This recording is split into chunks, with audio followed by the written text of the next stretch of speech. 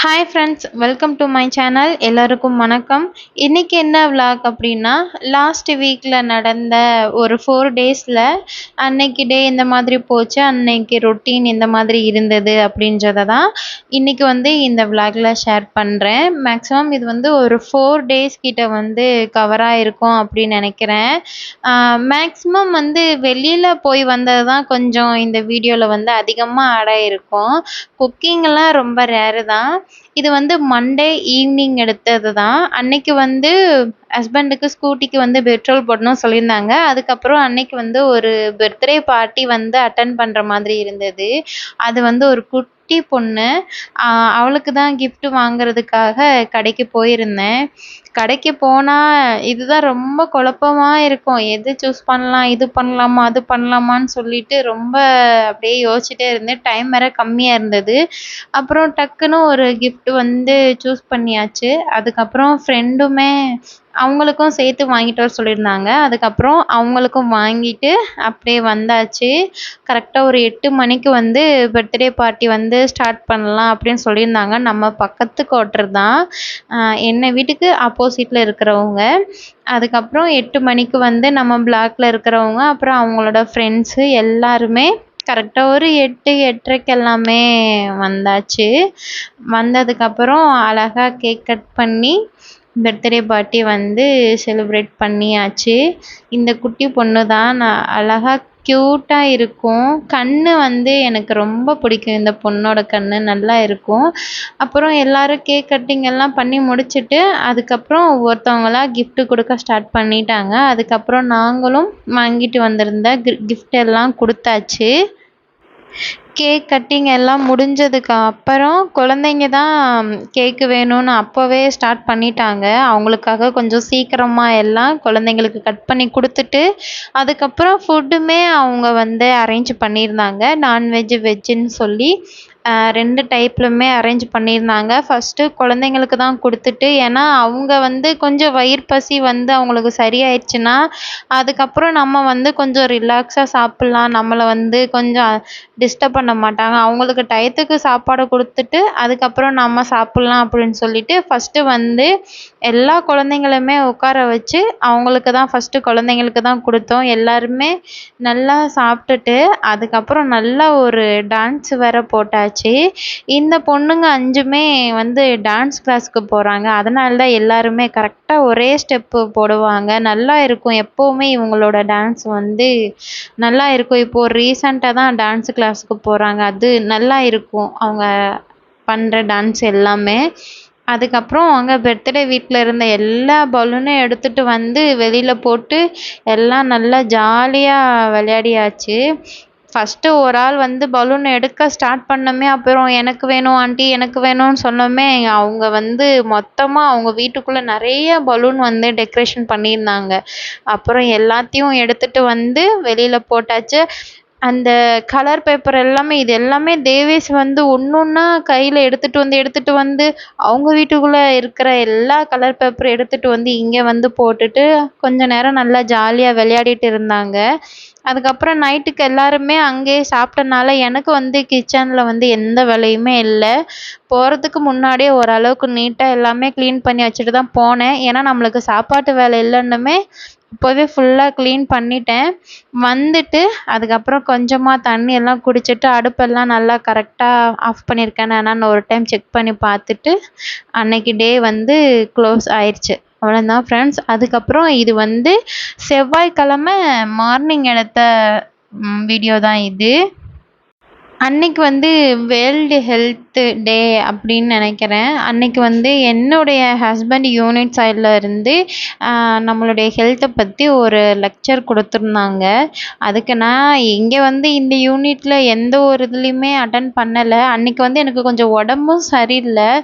சரி அதான் கொஞ்சம் ஹாஸ்பிட்டல்லையும் காமிச்சிட்டு கொஞ்சம் லெக்சரும் என்ன சொல்கிறாங்கன்னு சொல்லிட்டு அங்கே இப்படி தான் இருக்கணும், நமக்கு எந்தெந்த டெஸ்ட் எல்லாம் கரெக்டாக எடுக்கணும், வீட்டில் இதெல்லாம் மெயின்டைன் பண்ணணும், குழந்தைங்களுக்கு வந்து எத்தனை டைம் கை கழுவணும், அதெல்லாம் பற்றி கரெக்டாக சொல்லி கொடுத்தாங்க. அதுக்கப்புறம் வீட்டில் மணி பிளான்ட்லாம் வச்சுருந்தீங்கன்னா தண்ணி கரெக்டாக சேஞ்ச் பண்ணுங்க அப்படின்றத பற்றி, நம்ம ஹெல்த்தை பற்றின எல்லா விஷயத்தையுமே வந்து சொல்லியிருந்தாங்க. குழந்தைங்களுக்கு தடுப்பூசி போடுறது எல்லாமே கரெக்டாக ப்ராப்பராக போட்டுருங்க.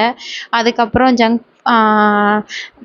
நல்ல சாப்பாடு கொடுங்க, தேவையில்லாத அன்வான்டட் ஃபுட்டெல்லாம் கொடுக்காதீங்க. குழந்தைங்கள வந்து நல்லா ஹெல்த்தியாக பார்த்துக்கோங்க, எல்லா செக்கப்புக்குமே கரெக்டாக கூட்டிகிட்டு வாங்க அப்படின்ற மாதிரி சொல்லியிருந்தாங்க. நாங்கள் அங்கெல்லாம் முடிச்சுட்டு ஆஃப்டர்நூன் வந்து சாப்பிட்டுட்டு நல்லா ரெஸ்ட் எடுத்துட்டு அதுக்கப்புறம் வந்து திரும்ப ஈவினிங் வந்து மார்க்கெட்டுக்கு போயிருந்தோம். தேவ்குட்டிக்கு வந்து ஸ்கூல் இந்த வருஷம் யூனிஃபார்ம் வந்து வாங்கணும், அதுக்கு தான் போயிருந்தோம். அவனுக்கு வந்து டிஷர்ட்டு கொஞ்சம் வாங்காமல் இருந்தது. இது வந்து புதன்கிழமை ஸ்கூலுக்கு வந்து போட்டு போவான். ஸ்கூல்லே கொஞ்சம் யூனிஃபார்ம் எல்லாம் கொடுத்தாங்க தான், நாங்கள் அந்த டைம் வாங்கலை, மிஸ் பண்ணிட்டோம். சரி இப்போதைக்கு வந்து டிஷர்ட் இங்கே வாங்கிக்கலான்னு சொல்லிட்டு இங்கே வந்து தான் வாங்கியிருந்தோம். என்ன தான் இருந்தாலும் ஸ்கூலில் வாங்கியிருந்தது நல்ல குவாலிட்டியாக தான் இருந்தது. இந்த கடையில் வந்து டிஷர்ட்டு இருக்குது, ஆனால் அந்த ஸ்கூலில் லாஸ்ட் இயர் கொடுத்த குவாலிட்டி அளவுக்கு இந்த டைம் இல்லை.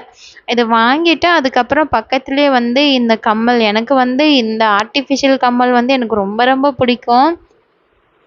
இதில் வந்து 100 ரூபாய்க்கு 3 கம்மல் அந்த மாதிரி தான் நான் வாங்கியிருந்தேன். நானும் தேவேஷும் தான் போயிருந்தோம்.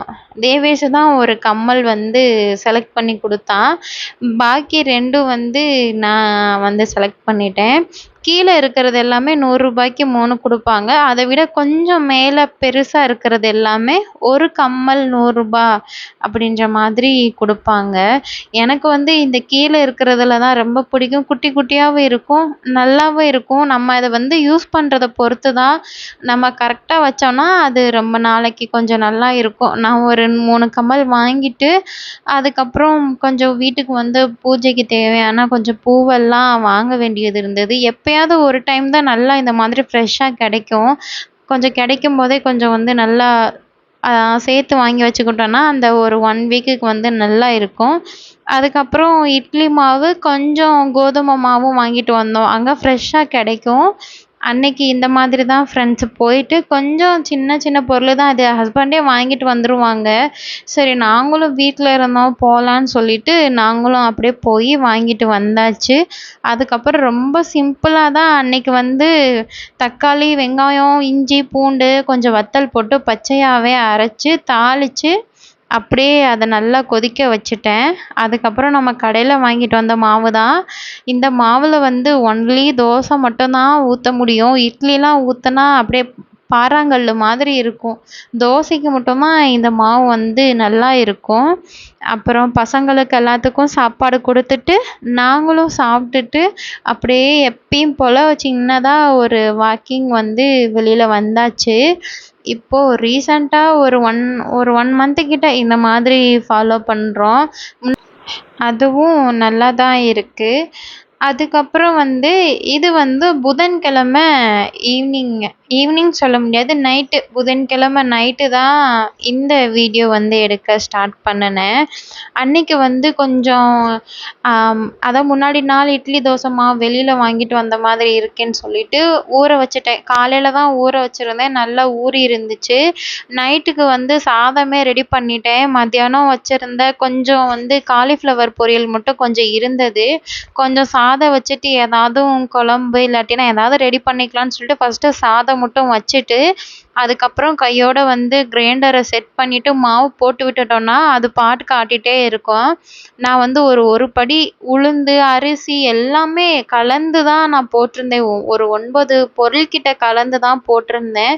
நல்லா ஊறி இருந்துச்சு. எல்லாம் போட்டுட்டு ஒரு 25 நிமிஷம் கிட்ட விட்டோன்னா நல்லா ஆட்டிரும். தேவையான அளவு தண்ணி எல்லாம் ஊற்றிட்டு அப்படியே மூடி போட்டுட்டு விட்டாச்சு. அதுக்கப்புறம் சைடில் வந்து கொஞ்சம் விலக்கி வச்ச பொருளெல்லாம் அப்படியே இருந்தது. கிச்சனில் இடமே இல்லாமல் அப்படியே நிரம்பி இருந்த மாதிரி இருந்தது. அதனால் ஃபஸ்ட்டு அதெல்லாம் கிளியர் பண்ணிவிட்டு அதுக்கப்புறம் சாதமும் நல்லா வெந்துருச்சு. இந்த டயத்துல குழம்பு வைக்க கொஞ்சம் சோம்பேறித்தனமா ஆயிருச்சு. அதனால என்ன பண்ணிட்டேன்னா, கொஞ்சம் வெங்காயம், தக்காளி எல்லாத்தையுமே நல்லா சாப் பண்ணி எடுத்து வச்சுட்டு, அதுக்கப்புறம் பாத்திரத்துல கொஞ்சம் கடுகு, கொஞ்சம் ஜீரகம் சேர்த்துக்கிட்டேன். பச்சை மிளகாய் தீந்துருச்சு. அதனால பச்சை மிளகாய் வந்து சேர்க்கல. வெங்காயம், தக்காளி எல்லாம் போட்டு நல்லா வதக்கிட்டு, என்னென்ன மசால் போடணும்னு தோணுதோ எல்லா மசாலும் போட்டுட்டேன். அதுக்கப்புறம் வந்து கொஞ்சம் காலிஃப்ளவர் ஃப்ரை பண்ணி வச்சிருந்தது இருந்தது. கொஞ்சம் பொரியல் பண்ணது.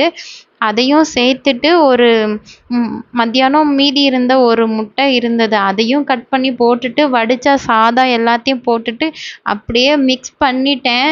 இது தக்காளி சாதமா? இல்ல இது என்ன சாதம்னே தெரியாது. ஆனா டேஸ்ட் வந்து நல்லா தான் இருந்தது. எங்களுக்கு வந்து இந்த மாதிரி தான் ரெடி பண்ணிட்டு, நாங்க 2 பேரும் இந்த மாதிரி பண்ணி தான் சாப்பிட்டுக்கிட்டோம். பசங்களுக்கு வந்துமே இப்படி தான் ரெடி பண்ணியிருந்தேன். அவங்களுக்கும் கொஞ்சம் எண்ணெய் ஊற்றி கொஞ்சம் கடுகு சீரகம் சேர்த்துட்டு 2 முட்டை உடச்சி ஊற்றி நல்லா இந்த மாதிரி வந்ததுக்கப்புறம் அவங்களுக்கு வந்து கொஞ்சம் மிளகுத்தூளும் கொஞ்சம் கரம் மசாலா மட்டும் சேர்த்துட்டு சாதம் போட்டு நல்லா கிளறிட்டு சூடாக இருக்கும்போதே இது வந்து பசங்களுக்கு ஊட்டினா இது கொஞ்சம் நல்லா இருக்கும். அவ்வளோதான் ஃப்ரெண்ட்ஸ், எல்லாருமே சாப்பிட்டாச்சு. சாப்பிட்டு முடிச்சுட்டு அதுக்கப்புறம் மீதி இருந்த சாதத்தை எல்லாத்தையுமே வேறு பாத்திரத்துக்கு மாற்றி வச்சுட்டு கையோட விளக்குறதுக்கும் அள்ளி போட்டாச்சு. ஏன்னா இந்த வேலையை முடிச்சுட்டு தூங்குனா கொஞ்சம் காலையில் பார்க்கும் பொழுது கிச்சனில் நல்லா இருக்கும். அதுக்கப்புறம் மாவும் கையோட ஆட்டிருச்சு. அதையும் வேறு பாத்திரத்துக்கு மாற்றி வச்சாச்சு. மாவு கொஞ்சம் கம்மியாக தான் ஒரு 3 நாளைக்கு வர மாதிரி தான் ரெடி பண்ணியிருந்தேன். அதனால் அப்படியே மொத்தமாகவே உப்பு போட்டு கரைச்சி வச்சாச்சு. கொஞ்சம் எக்ஸ்ட்ரா ரெடி பண்ணியிருந்தா மட்டும்தான் புளிக்கிறதுக்கு முன்னாடியே எடுத்து வச்சிடுறது. மாவு வந்து அளவாக இருந்தனால கரெக்டாக அள்ளி உப்பெல்லாம் போட்டு நல்லா கரைச்சி வச்சாச்சு. காலையிலைக்கு நல்லா புளிச்சு ரெடி ஆயிரும். கையோடு இருந்த பாத்திரம் எல்லாத்தையுமே கழுவி எடுத்து வச்சாச்சு.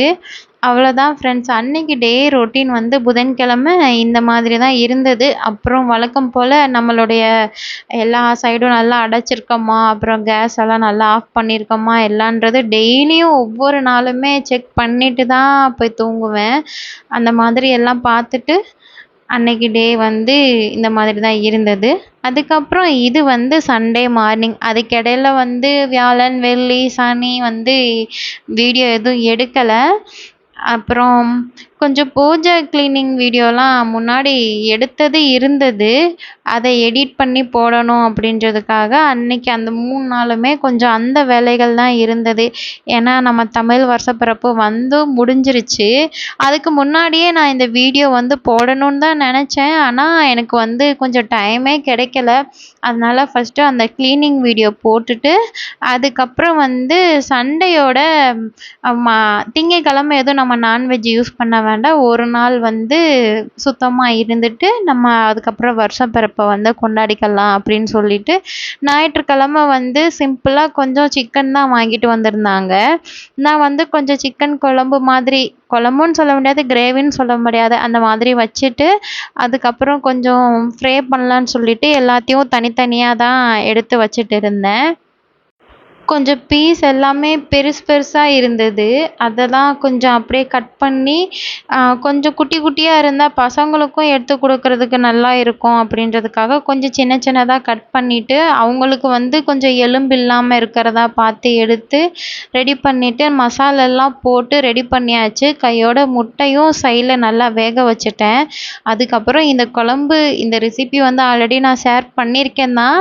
ரொம்ப சிம்பிள் தான். மிளகு, சீரகம், வெங்காயம், தக்காளி நல்லா அரைச்சி ஊற்றிட்டு தேவையான அளவு எண்ணெய், உப்பு, அதுக்கப்புறம் நான் இந்த டைம் வந்து கொஞ்சம் கஸ்தூரி மேத்தி இலை எல்லாம் சேர்த்துருந்தேன். நல்லா எல்லாத்தையும் மிக்ஸ் பண்ணிவிட்டு குக்கர் மூடி போட்டுட்டு கரெக்டாக ஒரு 4லேருந்து ஒரு 5 விசில் கிட்ட விட்டு எடுத்தோன்னா நல்லா இந்த மாதிரி டேஸ்ட்டாக கிரேவி இல்லை குழம்புன்னு சொல்லலாம், அந்த பதத்துக்கு வந்து ரெடி ஆயிரும். நல்லா இருந்தது. இது இட்லி, தோசை, சப்பாத்தி, சாதம் எல்லாத்துக்குமே இது நல்லா இருக்கும். அன்னைக்கு வந்து நம்மளுடைய சண்டே லன்ச் வந்து இந்த மாதிரி தான் ஃப்ரெண்ட்ஸ் இருந்தது. நல்லா சாப்பிட்டுட்டு ஒரு ரெஸ்ட் எடுத்துட்டு அன்னைக்கு சண்டேன்றனால கொஞ்சம் ஈவினிங் போல் நாங்கள் எப்பயும் போகிற ஒரு பார்க்கு தான் இது. அங்கே கிளம்பியாச்சு. ஒரு 1 மந்த்து கிட்ட ஆச்சு இந்த பார்க்குக்கு வந்து. அதனால் இன்னைக்கு அங்கே போகலான்னு சொல்லிட்டு வந்தாச்சு. எப்போ உள்ளே வந்தாலுமே நம்மளுக்கு வந்து என்ட்ரன்ஸில் வந்து நம்மளை செக் பண்ணிட்டு தான் உள்ளேயே விடுவாங்க. தேவையில்லாமல் எந்த பொருளும் எடுத்துகிட்டு போகக்கூடாது, ஸ்நாக்ஸ் எடுத்துகிட்டு வரக்கூடாது. அதுக்கப்புறம் நம்ம விளையாடுறதுக்கும் வீட்டிலேருந்து நம்ம எதுவும் எடுத்துகிட்டு வரக்கூடாது. தண்ணி மட்டும் நம்ம கொண்டு போகலாம். அப்புறம் தண்ணி இது மட்டும் தான் உள்ளே கொண்டு வரதுக்கு நம்மளுக்கு அலோவ் பண்ணுவாங்க. நாங்க வாட்டர் பாட்டில் மட்டும் தான் எடுத்துட்டு வந்திருந்தோம். அப்படியே ஃப்ரீயா வந்தாச்சு. எப்போ வந்தாலும் எனக்கு இந்த பார்க்கு நெறைய டைம் வந்திருக்கேன். எனக்கு ஒரு மாதிரி ஒரு பிளேஸுக்கு அடிக்கடிக்கு கன்டினியூவா போனா ஒரு மாதிரி சலிப்பா இருக்கும்ல. ஆனா இந்த பிளேஸுக்கு எனக்கு அந்த மாதிரி தோணவே தோணாது. ஒவ்வொரு டைமும் இங்க வரும்பொழுது ஃப்ரெஷ்ஷா அப்படியே புதுசா வர்ற மாதிரி தான் இருக்கும். ஏன்னா, அந்த இடம் அந்த மாதிரி இருக்கும். நீட்டா இருக்கும், பசுமையா இருக்கும். தேவேஷ் எப்பவுமே வந்தா நேரா அங்க விளையாடுறதுக்கு தான் ஓடிருவான். இந்த டைமு தான் அம்மா கொஞ்ச நேரம் வாங்க இங்க உட்காரலான்னு சொல்லிட்டு, நாங்க எல்லாம் உட்காந்துட்டு இருந்தோம். அவங்க அவங்க இஷ்டத்துக்கு விளையாடிட்டு இருந்தாங்க. பார்க் நல்லா சுத்தமா இருக்கும். எங்கேயும் தேவையில்லாம வேஸ்ட் அந்த மாதிரி எதுவுமே இருக்காது. நல்லா நீட்டா மெயின்டெயின் பண்ணுவாங்க. அவ்ளோ வெயில் அடிக்குது இங்க. அவ்ளோ வெயில்லுமே இந்த செடிகள அந்த பசுமைய மாறாம நல்லா அழகா மெயின்டெயின் பண்ணி வச்சிருப்பாங்க. அதனால தான் எனக்கு இந்த பார்க்க ரொம்ப பிடிக்கும். நம்மள கரெக்ட்டா செக் பண்ணி அனுப்புவாங்க. அதே மாதிரி இங்க நம்ம என்னென்ன பண்றோம்ன்னு சொல்லிட்டு நம்மள நோட் பண்ணிட்டே தான் இருப்பாங்க. தேவையில்லாம எங்கேயாவது ஏறுறது, மரத்த புடிச்சு இழுக்கறது, இன்னும் அங்க பார்க் உள்ள நெறைய இடங்கள் இருக்கு. அதெல்லாமே நம்மள நோட் பண்ணிட்டு தான் இருப்பாங்க.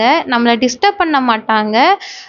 நம்ம தேவையில்லாத ஏதாவது அந்த பார்க்குக்கு சேதப்படுத்துற மாதிரி ஏதாவது ஒரு வேலை பார்த்தோன்னா, கண்டிப்பா விசில் அடிச்சு என்ன பண்றீங்க? ஏது பண்றீங்கன்னு சொல்லி கண்டிப்பா நம்மள கொஸ்டின் பண்ணுவாங்க. அதுக்கப்புறம் இந்த தண்ணீல இப்போ தான் ஒரு 4 ஆம, அதுக்கப்புறம் 2, 3 மீனுங்க கிட்ட உள்ள விட்டிருந்தாங்க. இதுக்கு முன்னாடி இங்க ட்ரையா தான் இருந்தது. இப்போ தான் கொஞ்சம் தண்ணி எல்லாம் சேர்த்துருக்காங்க. அதுக்கப்புறம் தேவ் அதையுமே அங்க நல்லா விளையாட விட்டு கூட்டிட்டு வந்தாச்சு. என்ன இங்க கொஞ்சம் ஸ்நாக்ஸ் எடுத்துட்டு வந்தா நல்லா இருக்கும். கொஞ்ச நேரம் நல்லா அவங்கள நல்லா விளையாட விட்டுட்டு, அதுக்கப்புறம் கொஞ்சம் ஸ்நாக்ஸு, தண்ணி அந்த மாதிரி குடிச்சிட்டு விளையாடுனாங்கன்னா, இன்னும் கொஞ்சம் நல்லா எனர்ஜிக்கா விளையாடுவாங்க.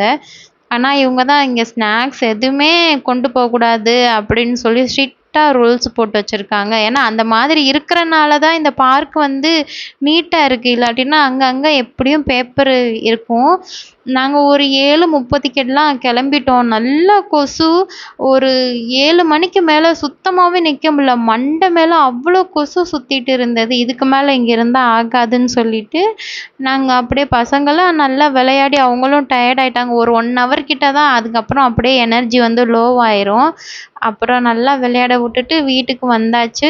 நாங்களும் சாப்பாடெல்லாம் முடிச்சுட்டு வெளியில வாக்கிங்கும் வந்தாச்சு. ஓகே ஃப்ரெண்ட்ஸ், வீடியோவோட எண்டுக்கு வந்தாச்சு. இந்த விளாக் உங்களுக்கு பிடிச்சிருந்ததுன்னா கண்டிப்பா லைக் பண்ணிக்கோங்க. நம்ம இன்னொரு வீடியோல பார்க்கலாம். வீடியோ இவ்வளோ நேரம் பார்த்ததுக்கு தேங்க் யூ ஃப்ரெண்ட்ஸ். பாய்.